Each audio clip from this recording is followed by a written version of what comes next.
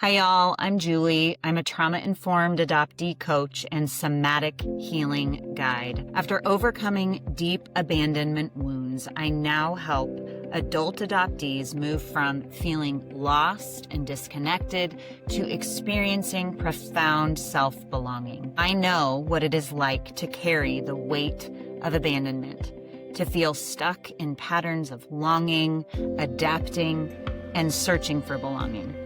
To have tried every healing modality available and come up empty. My own healing has taught me this. The answers aren't out there. They're buried within me, and I'm here to guide you home to yourself. The Resilience Project podcast brings voice, visibility, and validation to the parts of adoption society rarely names, but all of us feel. Through an trauma-informed somatic lens, I explore the lived experiences of the entire adoption constellation with a tender emphasis on the adoptee experience. This podcast goes beyond storytelling into soul-telling. It offers embodied insight, compassionate education, and a path towards awareness, hope, and strength. Each episode invites listeners to understand adoption more deeply, not just with the mind, but with the nervous system, and to reconnect with the truth, identity, and belonging that were always yours to come home to. Welcome.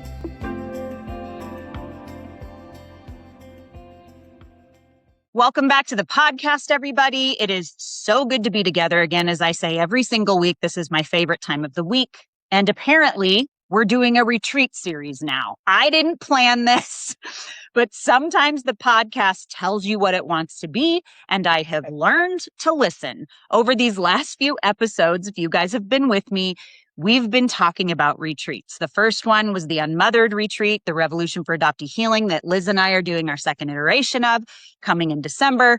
The second one was the one that I'm doing with my friends that I've done before in Delaware called Wild and Rooted. And now, y'all, this one, honestly, I just decided to run with it. I was like, well, we've got another one. Let's just make it a series, because here's what I think is actually happening. I think this community is hungry for spaces, real ones, in-person ones, rooms where you don't have to explain yourself before you can be yourself. And the fact that so many of these gatherings are emerging right now in this season, I don't think is a coincidence. That's a community coming of age in a different way. So today, a retreat series continues and concludes with this one, unless another one shows up in my lap. Who knows? And we're going to go somewhere the adoptee community talks about constantly and yet almost never gets real support for. Reunion. Not the movie version of Reunion, not the airport hug, not the tearful montage version, the real one. The one that is beautiful and complicated and exhausting and life-changing, sometimes all in the same afternoon. We all know what we're talking about. Because here's what I know. Reunion is not a moment. It's a relationship, actually, a whole web of relationships that your nervous system has to learn how to live inside of. And nobody hands you a map for that, except today. Two people are going to begin handing you that map. I am so honored to be joined by Elizabeth Barbour and Leslie Pate Mackinnon. Elizabeth is a reunited adoptee, 27 years in reunion with her birth mom, her birth dad, and 11, I'm pausing for effect, yes, 11 siblings. She's a reunion coach, a speaker, and author, and she's currently writing a book about building healthy relationships in adoption reunion. And right now, she's also an adoptive mom, walking alongside her own teenager as she navigates reunion with her birth family. So Elizabeth isn't just teaching this, she's living every part of it. Leslie is a psychotherapist, a birth mother who has been in private practice for 4 decades, y'all. She specializes in issues surrounding adoption and third-party reproduction. She trains therapists and agencies across the country, and she is known lovingly And I love this about her as a tell it like it is voice in this space. Between the two of them, they've been living in Reunion for a combined 50 plus years. And together, they've created the long game, navigating the Reunion Rollercoaster with grace, a weekend retreat, y'all. Are you surprised? Happening November 6th through 8th this year, just outside of Asheville, North Carolina. We're going to talk all about it, but first we're going to talk about what Reunion actually asks of us, emotionally, relationally, and yes, of course, in the body. So let's get into it. Welcome, you two. It is so good to have you here. Thank you, Julie. You're so welcome. I'm so excited. This is just so fun. Okay, y'all. So here we go. I'm going to do my best to kind of alternate the questions, but first, let's start with you, Elizabeth. Your reunion began in 1999, I believe. So if you could you take us back? What did you expect Reunion to be, and what did it actually turn out to be? Yeah, that's a great question. So, like I imagine a lot of adoptees, I was looking for my mother. I was looking for my first mother, my birth mother. And when I found her and called her, one of the first questions I said was, "Do you have children?" Because I had been raised as an only child. And she said, "Yes, I have 3." And I was like, "Yay, I have brothers and sisters." And then I said, "Do they know about me?" And she said, "Not yet, but I'll tell them tonight." So fast forward 2 weeks, I drove to Florida to meet her and to meet them for the first time. And Leslie will talk about this later because Leslie's always saying, "Don't hurry, slow down." And I did not know Leslie back then. And so I just jumped into it. I don't recommend it. But so when I was meeting with my birth mom and my siblings 2 weeks later, my birth mom was showing me her high school annual of her friends, and she showed me a picture of my birth dad. And she said, "Well, I know where he is because he works for my cousin. So when you're ready, I'm happy to call him for you." And she said, "I haven't talked to him in 30 years. I haven't talked to him since I told him I was pregnant." But so at any rate, so the next day I said, "Yeah, go ahead and call him." And she was like, "What? You just met me." And I said, "You know what? If we're going to do this, let's do this." So she called him. He called me about 2 weeks later, and same questions. "Do you have children?" And his answer was, "Only 8." So I'm sitting there on the phone doing the math going, wait, only 8? Wait, and then I have 3 others? Oh my God, I'm the oldest of 12. I mean, it was mind blowing. And still is 27 years in Reunion. It's still a little mind blowing. I bet. But it's also incredibly joyful. So so I was looking for one person and I found dozens. I mean, I can't even tell you all the aunts and uncles and grandparents and everything. So I've had a really positive reunion on both sides of my family. Yeah. So it actually turned out to be way more than you expected. I mean, I was not one of those kids who had the ghost kingdom thing. I didn't really fantasize about my biological family at all. But I tell you, this is not something I could have ever imagined. Yeah. You know what's interesting, Elizabeth? I didn't either. I didn't really have a ghost kingdom. What I would do, and I'd be curious, Leslie, with even your practice, if you hear this from adopted people, but I would go into other people's ghost kingdoms. And what I mean by that is I would read Little House on the Prairie and put myself there. Or I would read C.S. Lewis, Lion, the Witch, and the Wardrobe. Do you know what I'm saying? And I remember I had this little space in my closet and that would be where I hung out.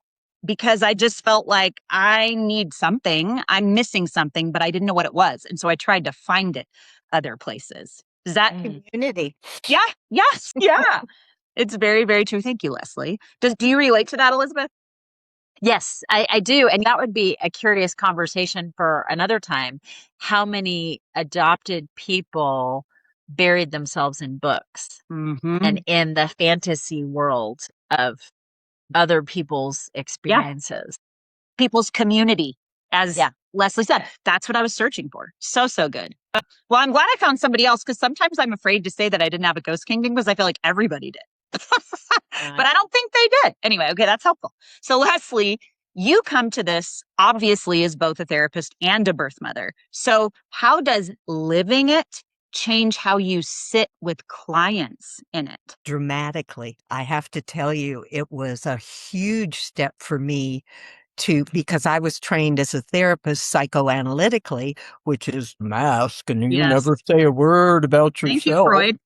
Yes, thank you, Siggy. He got a bunch of things wrong, I always say, and that's one of many. But anyhow, so when I remember when I first got into this work and I began telling my story, because every conference I'd go to, they'd want to hear my story, and it's pretty, and I would say to my therapist friends afterwards, what did you think? I mean, I said things about me. And one after one, they came back to me and said, you were so authentic along with the people you were presenting with. I've never seen anything like it. I have a psychiatrist friend who was an adoptive dad, and we were both, oh my gosh, we're talking about ourselves. But then I ended up with the way that addiction therapy has changed over the years. And guess what? Addicts preferred talking to people who had lived experience rather than people who were just reading a book about if you shoot this up your arm or you drink too much of that. And so they realized that, yes, these people had educated themselves, but they also had the lived experience. Yeah. And so that's what I've hung on to and said to other therapeutic groups, because there's not as much resistance therapy is changing over time. Yeah. But that was really a no-no when I started 30 years ago, to be up there telling my dirty laundry. Thank you very much. So yeah, you aren't alone there, because I think Elizabeth can back me up in this. We both were trained in the therapeutic space. I got my master's in counseling. I believe you did too, Elizabeth. You and I talked about this. And I remember thinking, I am going to have to self-disclose. How am I going to help people if they think I'm up on this pedestal? And it drove me freaking nuts. And I remember for the first couple of years when I was trying to practice, I blew that so royally, because I just felt like people need to see the phrase that helped me so much was that I'm a wounded healer. They need to see that and that's from a book. I can't remember his name. Henry Newen wrote a book that talked about that. And I just realized that is so important. So I feel like I'm more of a big sister than I am an authority, and or a guide, however you want to put it. It helps people settle and be more at ease. And I love that you called that out, because that is what we were trained, even in the years that I was trained back in the early 2000s, in that way. Sure. Yep. Well, I think it's really a big thing that we're coming out of that era. Thank you very much. And again, it's not like you share every detail of your life, but they know broad pieces of, oh, hello there. Got the kitty in the camera, y'all. You can see the cat on camera. So anyway, and I started to say, just as an aside, you all were talking about that kind of lost kingdom and not being necessarily in that, but wondering about birth families all along. And of course, I remember when I started to approach Reunion, I said to my husband, do you think they're both in prison? And he said, well, that's kind of grim. And then a day later, I said, I asked that they be put with Catholic families. What if they turned out to be priests? In some realms, that bothered me as much. I don't mean that all the priests in the world, but you guys know what I mean. And then he said, good gravy, priests or prison? And I said, well, I got to think about the worst and what would make them have their angel's wings, I guess. But I just had to know that they were okay. Not knowing what happened to them I just couldn't live like that anymore. Yeah. So, yeah, that's a biggie. Just so the audience and listeners know, you are in Reunion. There's been many challenges, but I think that's important to know. And you can share whatever you feel comfortable sharing about that. Sure. I'm not going to push that, but I know you. As well as I do the little bit that I know you, I think you'll probably share transparently. Yeah. So the two of you have become dear friends. And honestly, I wouldn't have been introduced to Leslie if it weren't for you, Elizabeth. So very, very grateful for the two of you. I guess my question is, what drew you to each other's work, and what made you say we need to build something together? You go first, Elizabeth. Want me to go? Yeah. So I had just moved back to Asheville a couple years ago and had re-entered the adoption community after having been very involved in it 25 years ago. I was very involved in American Adoption Congress from the late 90s until kind of the late 2000s, and then stepped aside. And I was looking at the Cub conference coming up in October. I guess this is what's a year ago. Yeah. And I was curious to see who the speakers were and what the topics were. And I had not attended Cub before, but I thought, oh, it's in Atlanta. It's 3.5 hours away. I live in Asheville, North Carolina. I can drive down. And I wonder if anyone's talking about Reunion, because that's my lane. That's my passion. And I saw Leslie Mackinnon. I was like, oh, let me look her up. Well, then I looked her up, and in her bio, it says she and her husband live in Asheville, North Carolina. And I was like, what? So I just called her out of the blue and said, well, you don't know me, but this is who I am. And are you willing to have lunch? Well, our first lunch was 3 hours. I'm not surprised knowing the two of you. Yeah. And so I think as we got sharing our histories, I think we realized that we had so much in common in terms of our passion. Leslie has been doing this work nonstop for many decades. I sort of had a start and stop, and now I'm restarting, have been the last 2 to 3 years. And so it's like, okay, let's partner. And what I really appreciate about, and we'll talk about this more later when we talk about the retreat, but what I appreciate when we come together is that with Leslie being a first mom and me being both an adoptee and an adoptive mom, we kind of cover the spectrum. It's The whole amazing. thing. Yeah. And you saying that, I got the chills over my body. So I know this retreat is so unbelievably important. And I don't know if anything like this has ever existed before. And so that's why I'm so excited to highlight it here. And one of the things that you mentioned, I'd like to allude to from my own reunion story, and then from others who I've talked to, is I did it like I was drinking from a fire hose. Because like you, Elizabeth, I had no idea. There was nothing written for me. At the time I was reading, it's behind me, I was reading Coming Home to Self by Nancy Verrier, because that was the only thing that was out there. And my adoption competent therapist told me about it and said, read it like a manual. Don't read it from cover to cover. Read wherever you are, read that section. And so when I was in Reunion, I was reading that section. And the crazy thing is that the things that she mentioned happened real time as I was experiencing them. They talk about GSA, genetic sexual attraction. There was some of that existed for me. And it's hard to even talk about, honestly. Everything's cool, but it's that feeling, that connection that you've never felt before with any human besides your children, usually for us. And so it was very strong. And it wasn't just that. It felt like every time my sisters messaged me, it was like electricity went through me, and it was like I had a boyfriend. I was like, what is happening to my body? I'm not kidding. I'm sure those of you that have been in Reunion understand this, especially when it is good and there isn't any secondary rejection. And I've been very, very blessed to have a good reunion. Now, it's been 5.5 years, and we have our challenges, our ups and downs. And the thing I love is we're leaning in. And I think that's what you can hope for. But if you don't have that, guess what? You have a retreat like this where you can actually learn to work through it. So let's talk about that a little bit. Yes, go ahead, Leslie. Let me just tell you what drew me to Elizabeth. It was like looking in a mirror. And I tease her recently. I've said, I kind of feel like sometimes we're like one head and two bodies. I think we're a lot alike. I hope that doesn't bother you, Elizabeth. Yeah, no, totally.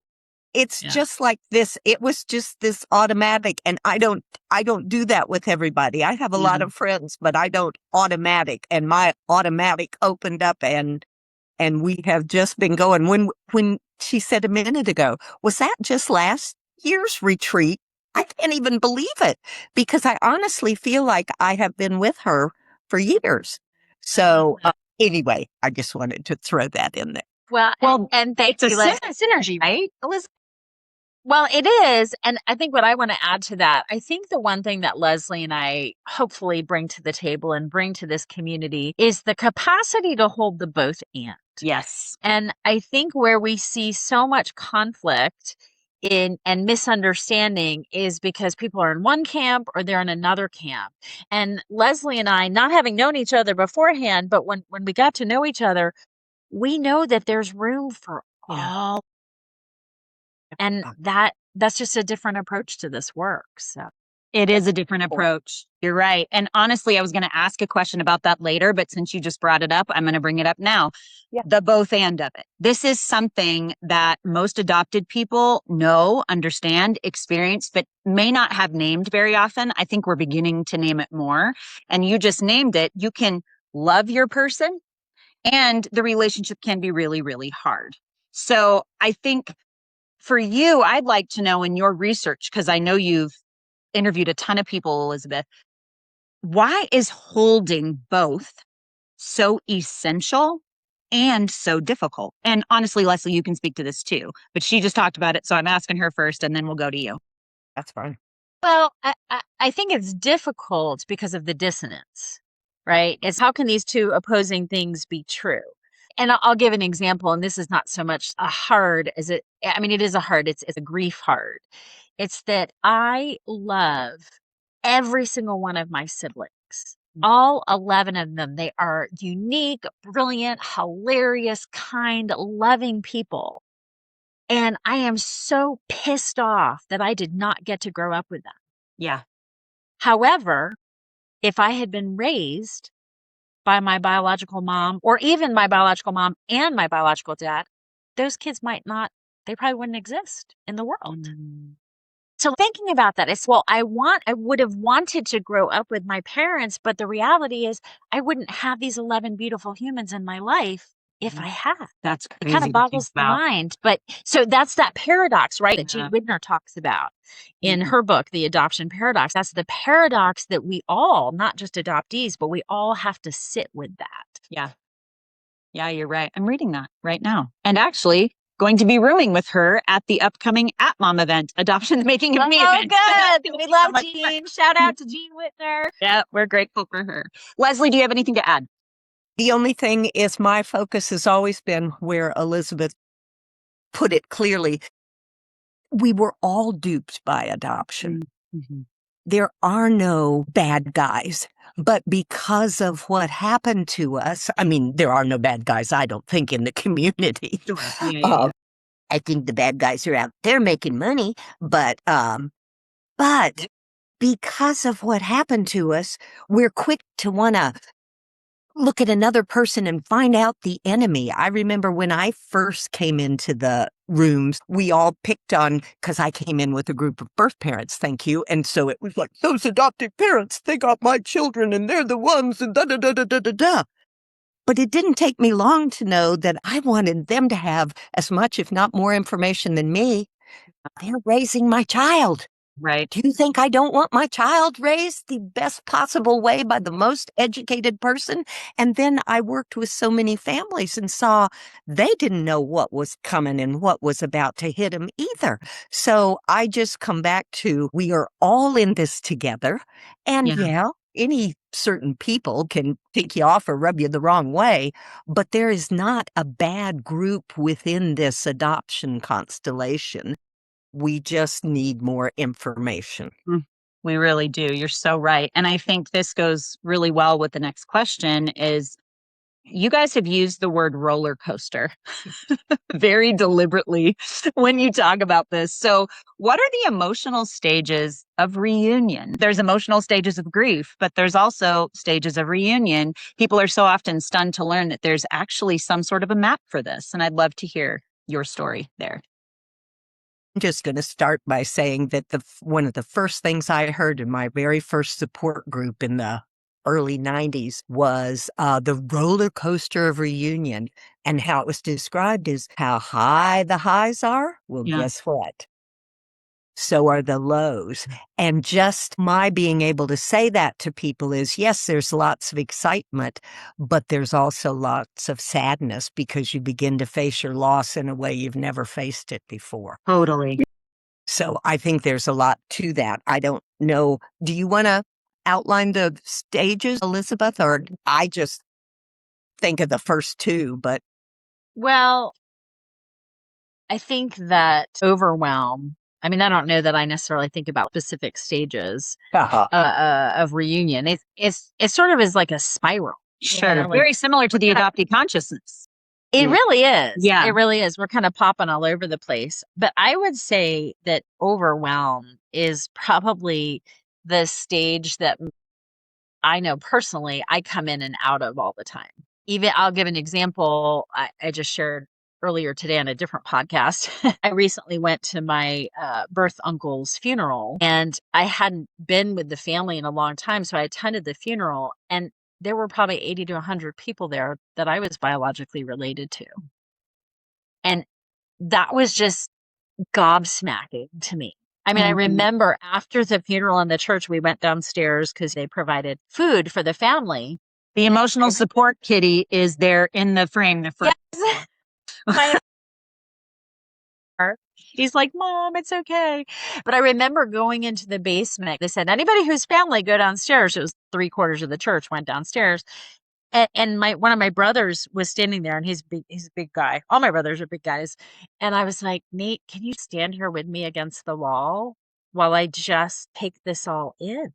That all these children running around, I'm related to them. Yeah. They share my blood. They share my DNA. I mean, that was just mind blowing. And here I am 27 years in reunion.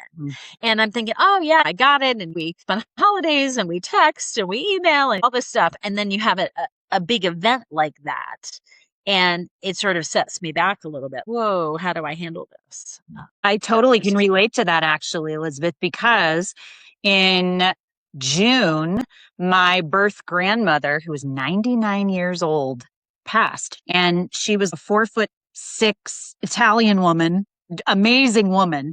But of course, I'd only known her 5.5 years. And going to that memorial service, I was proud of myself because I learned something about myself when I was there. I actually had offered to sing because I love singing, and it was a Catholic service, and I had no idea what they were going to have me do. So I just showed up early and was off to the side.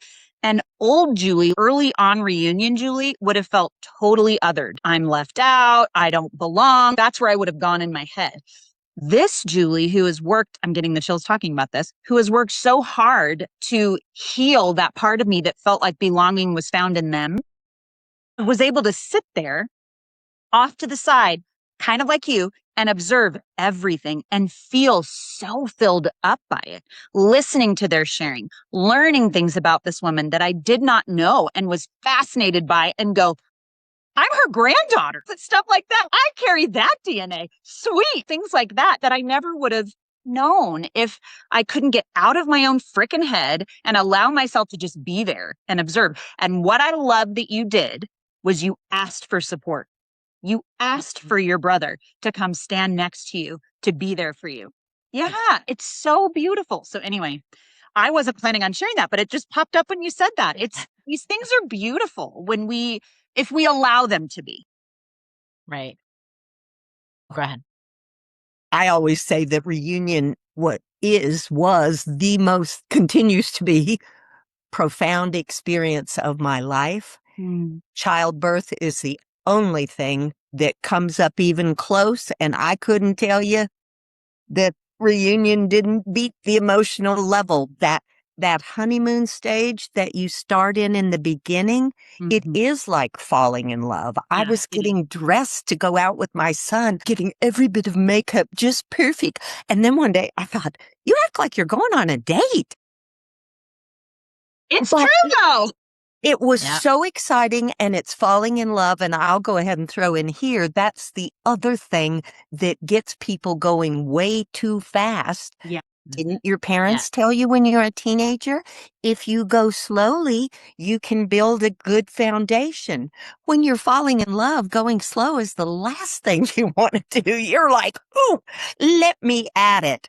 But it really is important to go as slow as you can and to listen to some of us who have done this, because we're lucky that our reunions, those of us who went faster than probably is the best bet, they made it.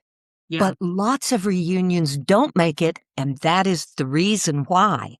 So don't ever think that's not a very important segment. The next thing that hit me, and I think both of my sons, was depression. Because all of a sudden then, and I mean depression like I'd almost never felt before, and I'd felt a lot.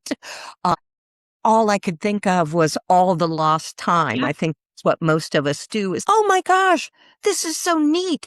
What if I could have had this all along? And the other thing that I had was adopted individuals think they're the only ones who lived in a fog. But let me assure you, whether the rest of the constellation likes us borrowing that terminology, it's exactly birth parents have their own fog and adoptive parents have their own I fog. believe it. And I began to grieve all the time that I had lived in a cloud, that I wasn't fully present, that I was busy trying to be in this lifetime, but had all this stuff going on over here that nobody could know about. So I had part of me in public and much of me living in isolation. That's why I think, Is we sad. can relate to that as adopted people because we live divided ourselves. Absolutely. Elizabeth, you wanted to share something there too. Yeah, I was going to say part of why we named our retreat the long game is because that's the goal, right? When you start off in those early years of reunion, the first couple months, the first couple years, you want to have your eye on the horizon. You want to be looking down the road saying, okay, what do we want 5 years from now, 10 years from now, 20 years from now? And then make decisions from that place. And I don't think most of us do that. No. But because if we want to be in it for the long game, there's a lot of things you want to do to front load it to set yourself up for success. Right. Absolutely. And that's really, I think, what Leslie and I are really passionate about is giving people the tools to set yourself up for a successful long game. Yeah, I think that's so important. I mean, you just mentioned the honeymoon phase a second ago, Leslie, and I think that can be great initially, but it often gets much harder, even years in, because you're navigating something totally new still. And in your Facebook post, Elizabeth, when you were talking about this, you said you've been in reunion for years and something may still feel fragile. So I think that's what you're referring to is this is a part of us learning how to take care of ourselves in reunion, all of us, all parts.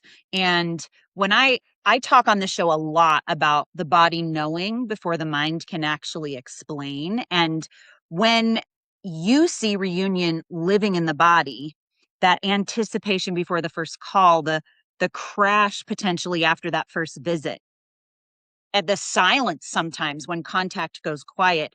What do you notice with those people that you work with? Where do you notice it shows up if they can identify it? I'm just curious, or even with yourself in your body. Can jump in with myself, and then while Elizabeth talks, I'll think about what I might throw in around clients. I grew up in a extremely chaotic early childhood, and all that could go wrong did go wrong. So I had breathing issues since the beginning of time. I can remember being teased about it by family members. I could never get enough air, and they'd say, "Close your mouth, the flies are coming in," because I walked around like that, trying to breathe. Hypervigilance for me, dysregulation, and then my absolute favorite was disassociation, which for those who read The Girls Who Went Away know I delivered my second child myself. I think that's what you call the ultimate of disassociation. And so that was that kind of protection. I'm now doing some body trauma work that's quite incredible, and I'm getting back my feelings in my body. And I said to my therapist last week, I decapitated myself. And that's literally what I did because my body was my enemy. You see what it caused me. So I just cut it off at the head, and it was all thought, and now I'm just at the ripe old age of 78 3/4, getting back to my body and feeling things I haven't felt, I don't know if ever, but I know in a mighty dang long time. Well, what I love is that you're doing it. I do too. Doesn't matter how old you are. Doesn't matter. I know. And part of me has learned some of this, Julie, by doing plant medicine journeys over the last years. And friends look at me or younger people and go, "Oh my God, I can't believe you're doing that." And I said, well, I was doing it in the 60s, but I wasn't doing it intentionally, nor did I integrate it later. But it had, for me, it's not for everybody. I'm not about to say that. But for me, it has been, because ayahuasca was the first step of getting me back into my body. And it's been amazing. So that can be another adjunct therapy if it's right for you. Yeah.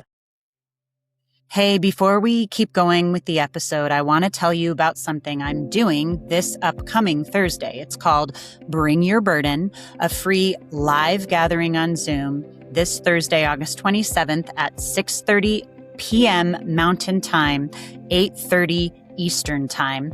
No slides, no teaching, none of that.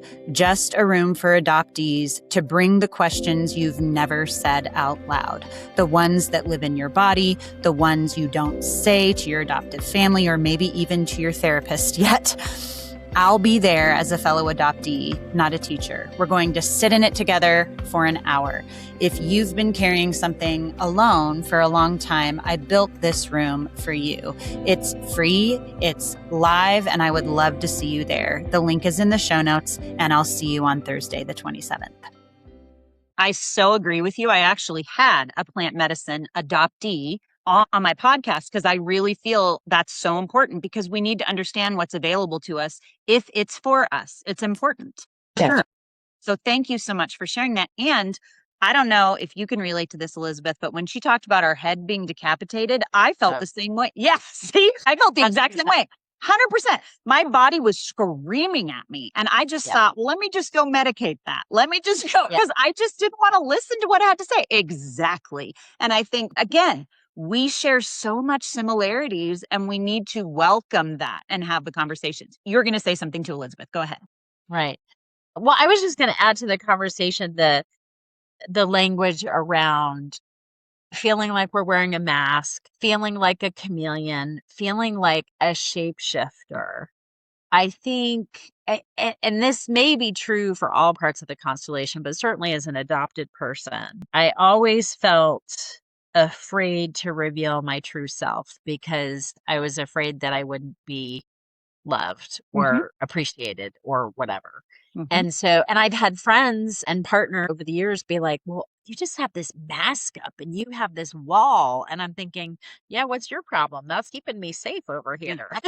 It's normal, back off, right? Yeah. I already do that. And of course now I'm learning, oh, wait a minute. I don't have to have that up for everybody and that I can be loved for who I am, warts and all. But I do think that certainly adopted people are really good at being in different situations and sort of suss out the room, right? You walk in and you're okay, we're scanning the room for danger, right? Okay, well, where's safe? What's safe? And where should I go? And then if you don't feel regulated in your body, what's the first thing you do? Go get a drink, go get some food, go step outside, whatever, but you go do something to like calm your system down so that then you can move about the space that you're in. Yeah, it's so true. And I think we've talked about this already.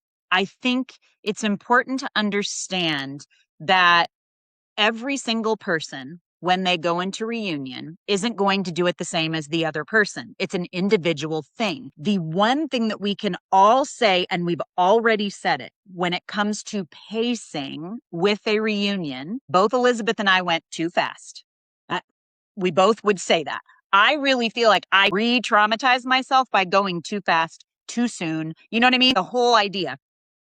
Learning how to build your own capacity in reunion, I think, is so important for the nervous system because it's so used to survival.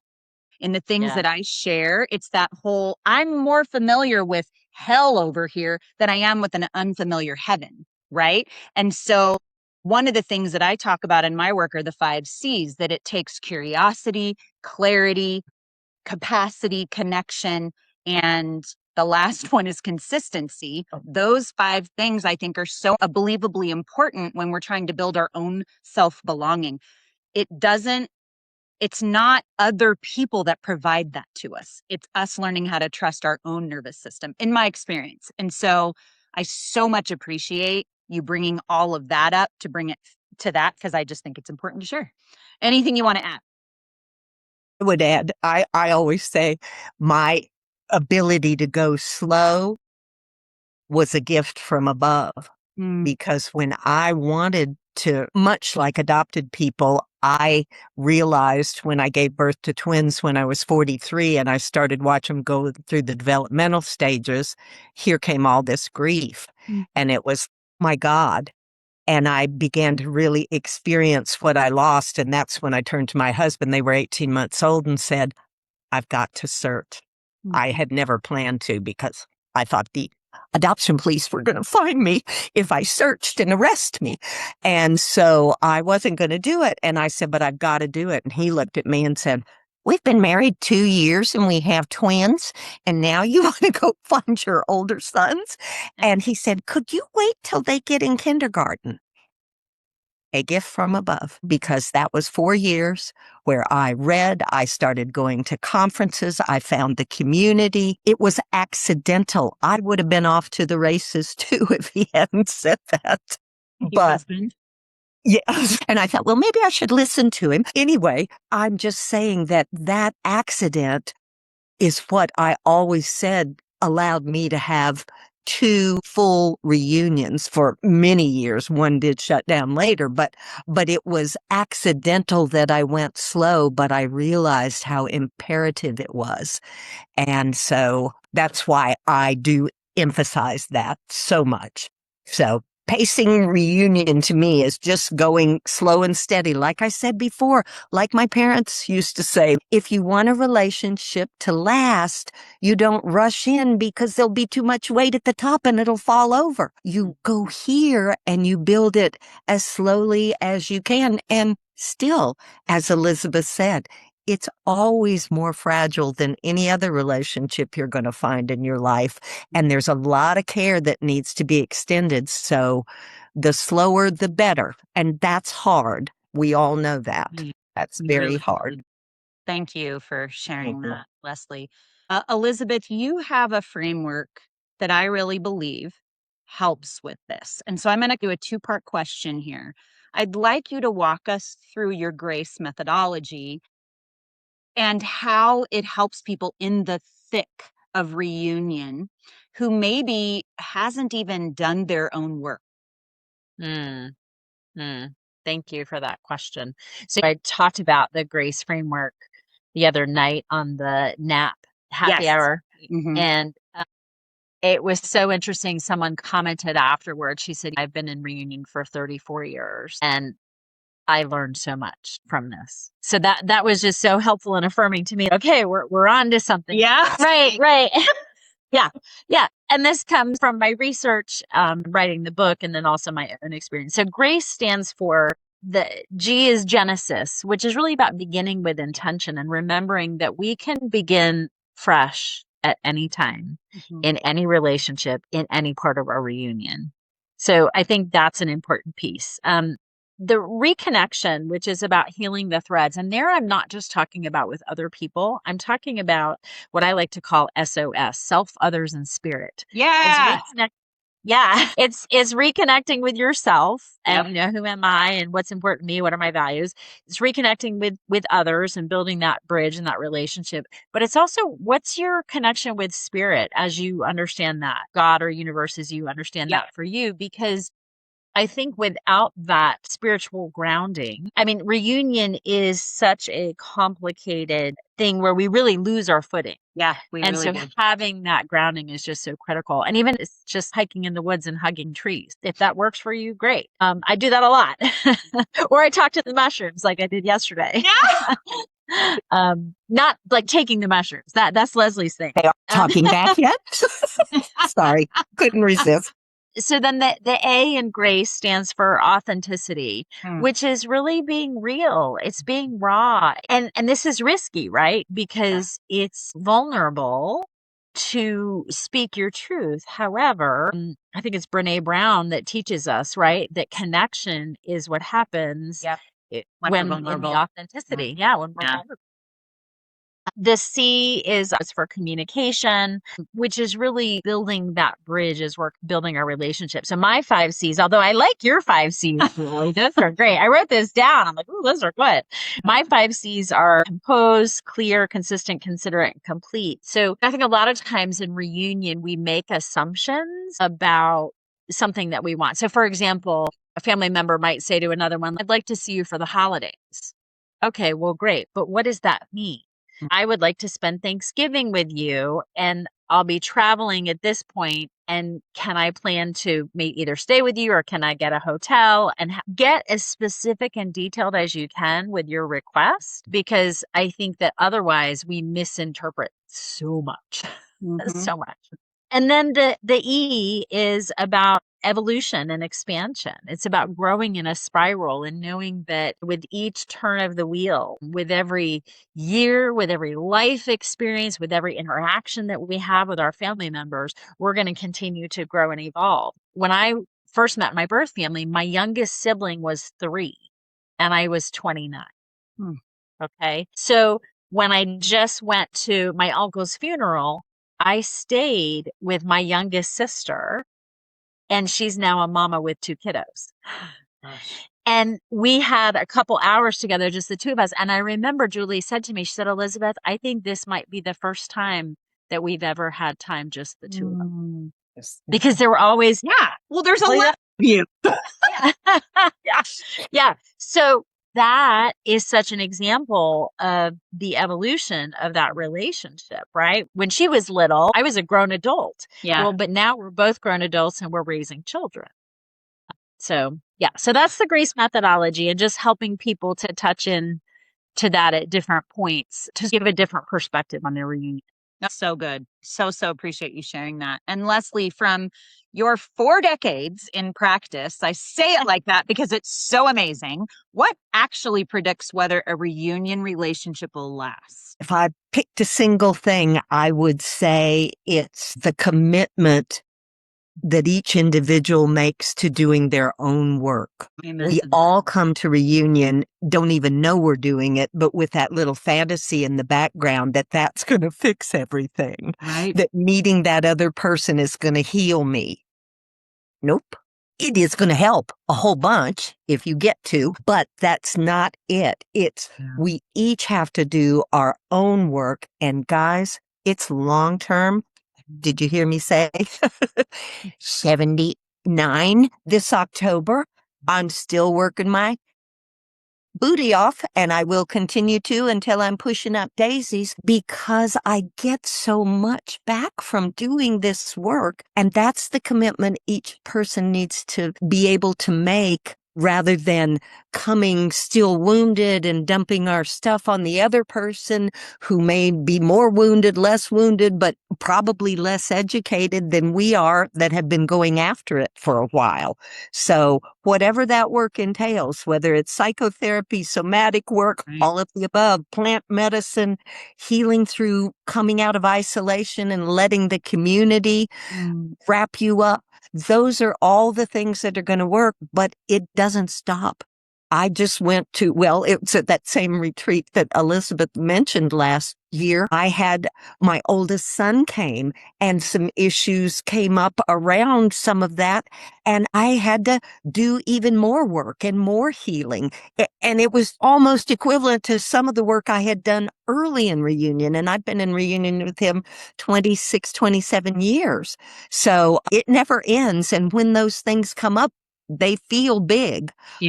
But we have to be ready for them. Nobody else needs to do it for us. No, and they shouldn't. So with all of that, I'm curious, especially because you've experienced this, what does repair look like when reunion has ruptured, gone quiet, gone sideways, or even ended in secondary rejection?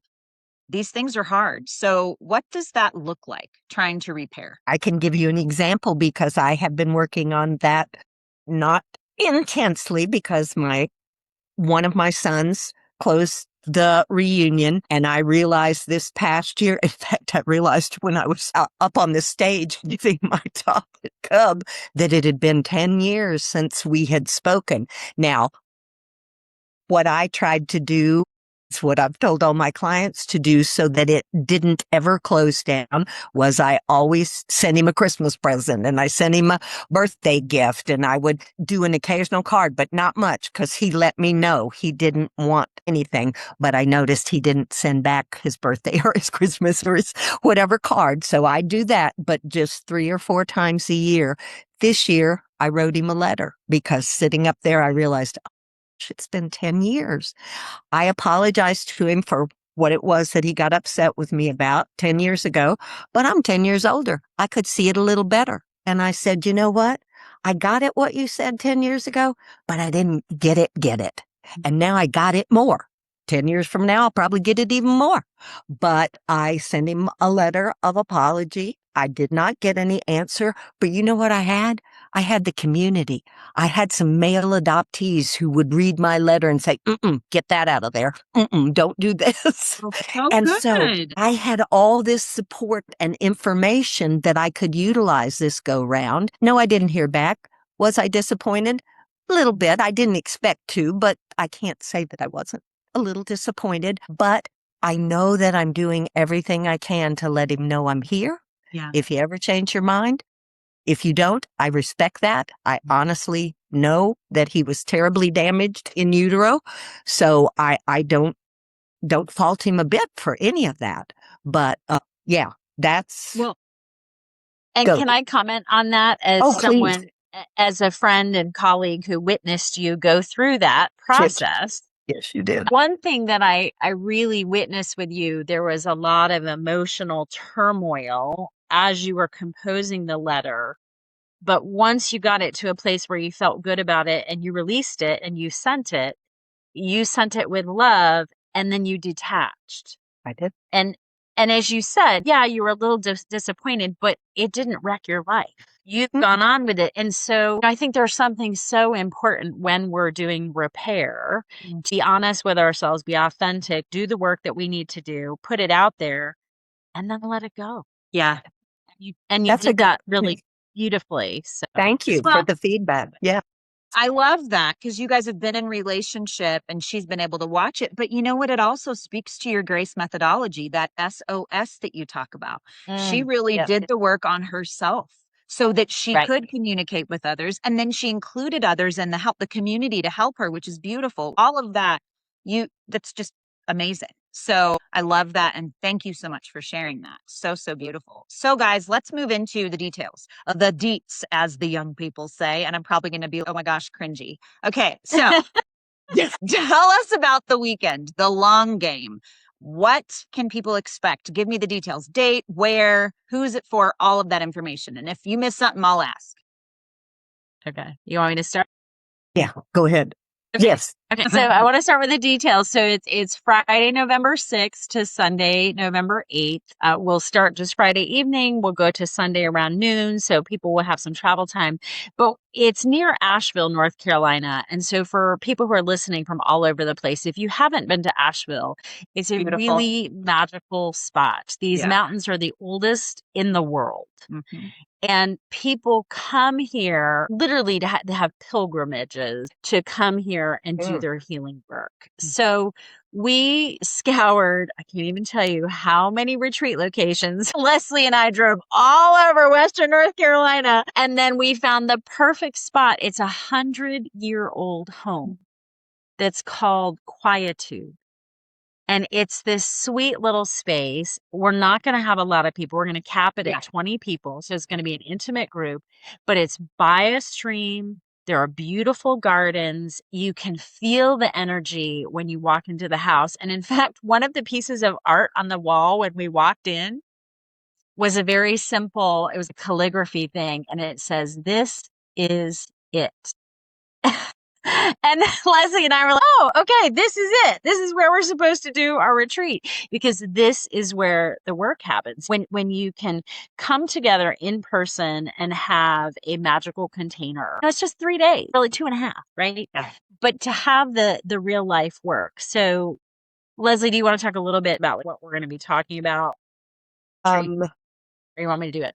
Yeah, I do want you to do it. I'm going to underscore one line there that she just said, because we moved to Asheville 8 years ago. I had a career and raised a family in Atlanta. And for all the friends that contact me and say, how do you like it now that you're there a while and now you've got the feel for it? And my quote is always the same. Elizabeth's heard it a million times. I died and went to heaven. Mm-hmm. I've heard that. This I've is- been there. It's beautiful. This is the most magical place, spiritual place. I get chills saying that out loud I've ever lived in my life. And so, yes, I do think we did travel all over, and we looked at a couple of spots that were lifting your wig. They were so spiritual and incredible. But that is a big piece of why I feel so good about inviting people here, because you're going to get the retreat. But I know I saw somewhere, maybe Elizabeth said the other day, tack a day on before and after and see this community. You won't believe it. I often say it's the first place I've been able to pop off my mouth and say everything I feel and be comfortable doing it, because I know nobody's going to run their car over me or say something ill about me. It's just a loving community like nothing I've ever seen. So Love you that. can go ahead with the outline, my dear. Go for it. So girl. we've designed the retreat weekend to be for anyone experiencing reunion. So that can be adoption constellation members, adoptees, birth and first parents, adoptive parents. It can be partners, it can be grandparents, it can be siblings, whatever. But we also want to be sure that people know that it's also for NPEs or MPs. So people who found out later in life that a parent was not their parent, a raising parent was not their genetic parent, or donor conceived people who are then reconnecting with their donor mom or their donor dad, and they're building those relationships too. So this isn't just for the adoption community. It's really for anybody who's reconnecting with genetic relatives after a period of separation. So we're trying to be really inclusive about that. Yeah. And yeah, I mean, and what we'll do throughout the weekend, I mean, Leslie's going to be talking about the roller coaster reunion and the stages that we go through. I'll be introducing the GRACE methodology, and we'll be walking people through lots of exercises. There will be some private time for journaling and introspection. There will be perhaps some dyad work, maybe some role plays. We'll have some group stuff. So, but one thing that's really important to us is we're really going to customize this retreat. So we're sending out surveys to people, a questionnaire to tell us about them and their stories. And then we're going to make sure that we're customizing this for the people who are showing up. And so I think that's really important. It is really important. So what happens when all those perspectives sit in the same room? I want to talk about that, because I think it's different than separate spaces, adoptee spaces, birth parent spaces. So what happens in that? I think we find our commonality. One of the things I said, and the reason I'm always bringing the third party reproduction in with donor conception and now the MPEs and everybody through DNA that's finding out they were disconnected or they were lied to or whatever it was, we find what all we have in common, and we have a lot. It's not 100% across the board, but guess what? Nothing is. We're human beings. We have our differences, but there's a lot that joins us together that is in common, and I think that's important. I also say I know adoption is not going anywhere anytime soon, but guys, it really is going down, and guess what's coming up? And I'm now advocating for all these women across the world who are surrogates, who are being abused and used. Do you know what that feels like to me? Here, let me have your body and make babies with it, and then we'll go on and take them. And they're doing the same things over. And these numbers are rising astronomically. The infertility world built all their rules about contact and who should talk to who on the adoption guides. And I said at the time, oh, great. I've been working to undo that for the last 30 years. And now but they have turned a quicker corner than adoption ever did. And there are recipient parents and donor parents who are meeting each other and understanding how important it is for the child from the early years. So that community is coming around a little faster, but I just think it's important that we see, because who knows what's coming after donor conception, but there'll be some other way they'll figure it out. And we have to try to get ahead of and say, maybe these all aren't the best ideas. or if you're going to follow them, we could do it much more ethically and kindly for the people that you're making and that are involved in this. Yeah, absolutely. Did you want to say something, Elizabeth? Well, I just wanted to circle back to the retreat weekend itself, because you had said what's going to happen in that space together. And I think to elaborate on what Leslie said about finding our commonalities with one another. But I think when we come together with other people who have a similar experience, we get to integrate in a different way. A lot of the adoption spaces that exist out there, I know I have a lot of friends in the adoption community who don't have long game reunions. Yeah. They maybe met somebody, or they met a couple times, or maybe they were in relationship for a few years and then it's totally gone. Yep. And Secondary reduction. Right. So to be able to be with other people who are actively working on it, or are considering a reunion, or want to actively re-engage, then that's a shared conversation that everyone's coming to the table to have. And I would just hope that the people are going to leave with a sense of peace and hope and belonging. And okay, I can do this. We're going to give people some really good tools that they can leave and take home with them. And not just one-on-one, but like with their families. I mean, you said it at the beginning, Julie. I mean, it's this web of relationships that we all have. You're talking about your 99-year-old grandma. That's just amazing that you got to know her before she died, and to say that I am part of that lineage. Yeah. Just such a beautiful thing. So so all the relationships. So if people come, we want them to take that back to their families then. Yeah, I think that's so crucial. So thank you for reiterating that. So I just want to repeat the practical details for listeners. So it's capped at 20 people, listeners and viewers, because there's going to be people that view it. Capped at 20 people. You can actually have family members attend with you, and all of the pricing will be in the links that I include in the show notes. You can attend together. It includes the full program. 3 shared meals is my understanding, correct? And 2, I think this is important, 2 bonus group coaching calls, right? Mm-hmm. Yeah. So I think that's important. 1 before and 1 after the weekend. The only other thing is that lodging is on their own, correct? That's right. That's okay. Right. And of course, travel there. Just wanted to make sure people knew all those details. So what do you hope people will carry home, and I'm using this because of what I do, in their bodies when they leave on Sunday? I think something you said a little ways back about us needing to be face to face, us needing to be able to touch, us being in person. We know since COVID, we've been doing so much of this online, and it's good and it's fine. And it helps a lot of things. However, nothing beats being with someone, feeling that. And that's what I'm hoping people are going to leave with, knowing that they're not alone, but feeling that they're not alone, having experienced this with others. Also, hearing that their trauma is very real. Yeah. They're not a wuss. If they get online too much, they'll get all this feedback about, oh, you're just angry, or oh, you little weenie, or whatever people want to say. But this is the biggest trauma there is, folks. Come on.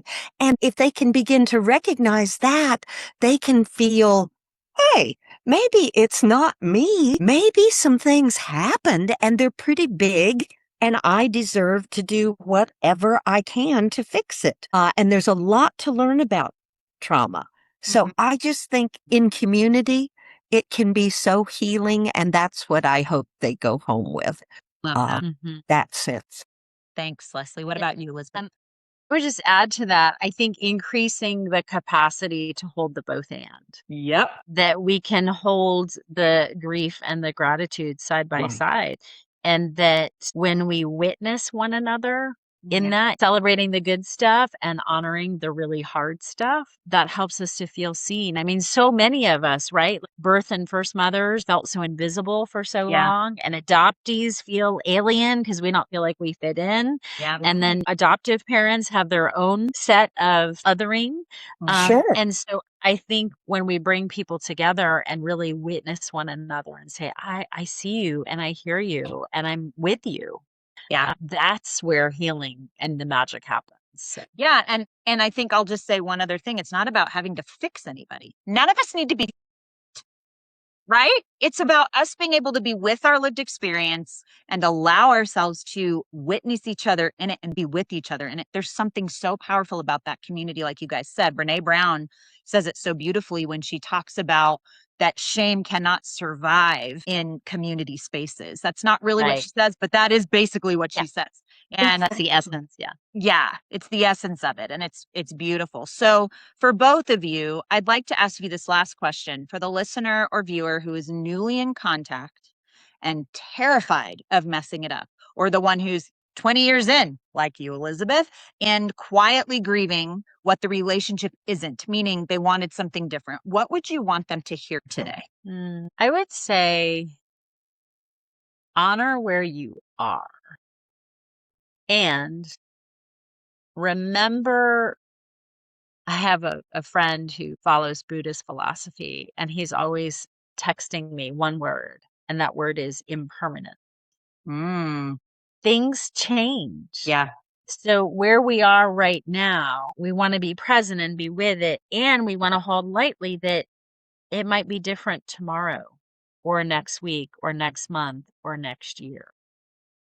Yeah, that's good. So yeah, I just think, just really honoring that journey. And the other thing I would say is if you're feeling alone in this and where you are, you need to seek support. Yeah. You know, whether it's coming to a retreat like ours or the work that you're doing or working with a coach or a therapist like Leslie and you and I, Julie. Yeah. But finding support, because you don't have to navigate this alone. I think so many people in our community are like, oh, well, I'm just going to go do it on my own. Talk to the people who've been through it and can be guides and mentors. Yeah. Well, and to use a little example, Elizabeth and I do a face-to-face group here in Asheville, support group we started. Just this week, there were 2 new people who came and they were like, what? It's over in an hour and a half? What? Can't we stay longer? Could we stay till midnight? You want it to go on forever, and you do need to find spaces where you can get a little more of what you need and begin to hear from other people that there's still hope. Oh gosh, what if I heard one other person say that so-and-so cut me off years ago, but then 5 years later, I knocked again or they knocked again. That gives each other hope. And if it's not a good outcome, if it's nope, they've never talked to me again and they sent back the present I sent them, then at least again, you know you're not alone. There are other people who are feeling this and you can connect with them and have a place to commune with the hard parts. Yeah. None of it's going to be a smooth journey. It's going to be like this, guys. Just remember that. But it's better. It's better like this is all I can say, that we do it together.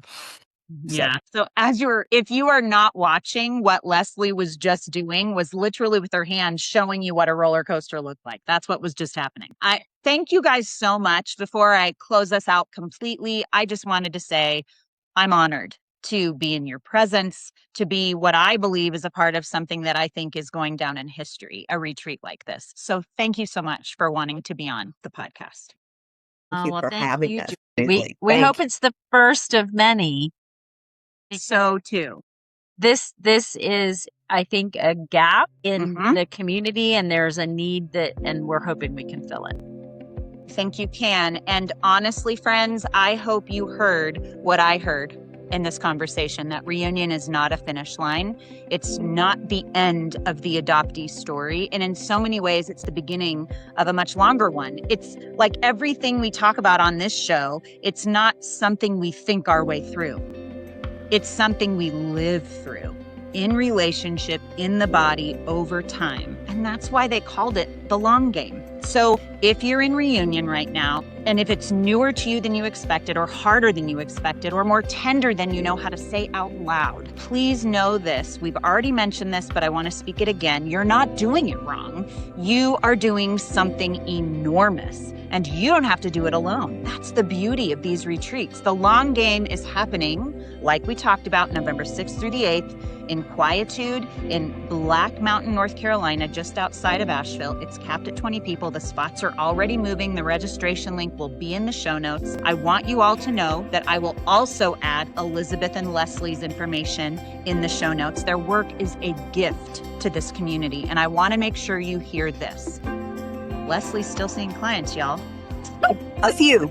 Yeah, right, I know. And so is Elizabeth. So if this conversation stirred something in you and you want a therapist or you want a coach who has lived this terrain for 4 decades and also 50 total years of reunion, you can reach out through their websites, through their emails. I will obviously link that information below. And if something came up for you in this episode, you can DM me on any of the socials or schedule a chat with me. I'd love to hear from you and where you are in your own long game, and I can refer you on to them if need be.